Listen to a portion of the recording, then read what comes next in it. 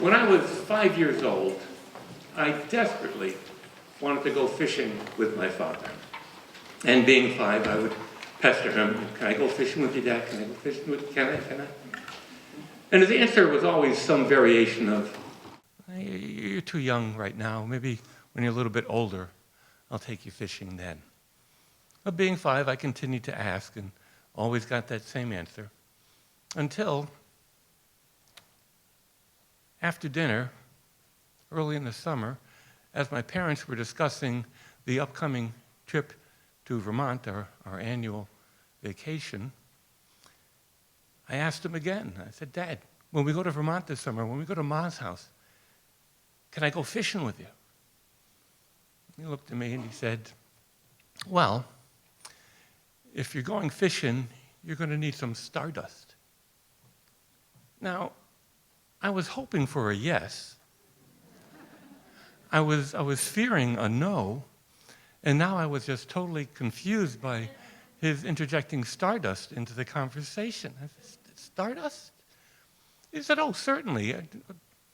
All fishermen know that if you have Stardust on your fishing pole, the first time you go fishing, you are guaranteed to catch the first fish. Well, it made sense to me. I said, what? Do we have any Stardust? How do you get the Stardust? He said, oh, you don't need to worry about that. Your Uncle Harrison knows all there is to know about Stardust. So you just write him a letter, and he will take care of that. So my mother helped me write a letter to Uncle Harrison. Now, Uncle Harrison lived in Vermont. And my mother was from Vermont. My mother was one of 9 children. And all 9 married. And all 9 had children of their own. And every summer, all 9, with their spouses and children in tow, made the pilgrimage to Ma's house, a white wood-frame farmhouse on a little hill in Vermont, Websterville, Vermont, near the quarries, that same large hill. So my mother helped me write the letter to Uncle Harrison, and I had it with me in the car as the 1948 Ford station wagon drove up the granite gravel driveway of Ma's house, and there was Uncle Harrison in the side yard mowing the lawn. We parked between the barn and the garage, and I took the letter in hand. I ran down to see Uncle Harrison, waving the letter at him, and he cut the engine of the lawnmower and mopped his brow, and he said, well, Baby Tony. Back then, my father was Big Tony, and I was Baby Tony. Don't you dare. He said, what do we have here? A letter for me? He took the letter and he opened it and said, oh, you're going to go fishing with us this year. That'll be fun. Oh, and of course, you're going to need Stardust. Well, you are in luck. This is the peak Stardust season, and I won't have any trouble at all getting plenty for your first fishing trip. Well, thanks, Uncle Harrison.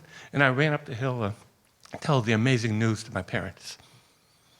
A few days later, my sisters and I are playing in the orchard at Ma's house, and we're having a good time there. My father called me over to the barn. I got there, and he handed me a yellow fiberglass, kid-size, yellow fiberglass fishing pole with an enclosed spin cast reel, the kind with a little button on the bottom. You just flick it. And he showed me how to use it, and he said, okay, now, Tony, I want you to go to bed early tonight, because tomorrow morning, we're going to get up before dawn and go fishing. Wow. And he said, don't forget to put your fishing pole at the base of your bed so that Uncle Harrison can come in and sprinkle Stardust on it while you're asleep. It has to be done at night. Well, it made sense to me. It was Stardust. So I went to bed early that night. I went to bed so early, I could still hear my sisters and my cousins playing in the yard, and the light was still out, that I was in bed, and my fishing pole was at the foot of the bed. And then it got dark. And after a while, I heard footsteps come up the stairway. And then down the hallway toward my bedroom.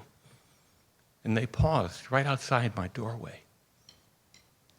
And the door opened, and I was pretending to be asleep, but I had this, squinty eyes, and I was watching Uncle Harrison tiptoe over to my fishing pole.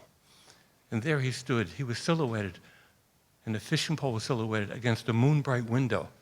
And I watched in amazement as he sprinkled stardust on that fishing pole and tiptoed out of the room.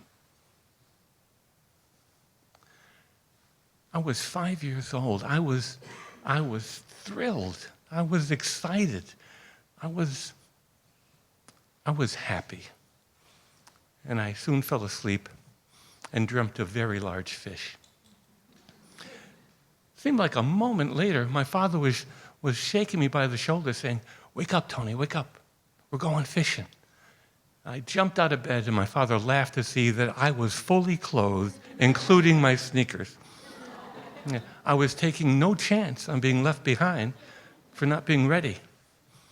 Well, we got to Lake Champlain, and my father and my uncles put me in the boat, and they pushed the boat off from shore, and they lowered the outboard engine into the water, and my Uncle Harrison gave a mighty yank on that old Evinrude, and that old Evinrude outboard coughed to life in a puff of blue smoke.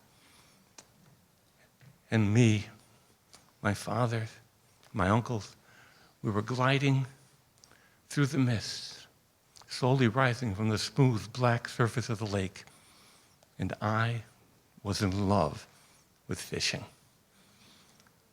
We proceeded for a few minutes, and then the engine was cut, and we slowed, drifted for a while.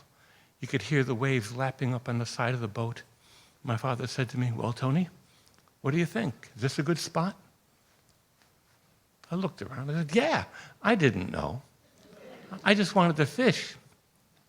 My father said, "Okay, I'll bait your hook and put it in the water, and if you don't catch a fish in a few minutes, we'll go somewhere else, because when you have stardust on your fishing pole, if you don't catch a fish right away, it just means the fish are somewhere else." To this day, I do not know if they had caught a fish earlier and put it on my line, or if stardust really works. I'm open to either, but I do know as soon as that red and white bobbin hit the surface of the water, it was being tugged under the water, and I was being encouraged by my father and my uncles to reel in my first fish, a perch, a keeper. When I think of that Stardust fishing trip, I am in awe of the trouble my father and my uncles went to create that memory. You have to understand, these were tough guys. They grew up as children. They grew up in the Depression, had to leave school to support their families. And as young men were called off to a horrific war. They had hard, calloused hands from a lifetime of hard work.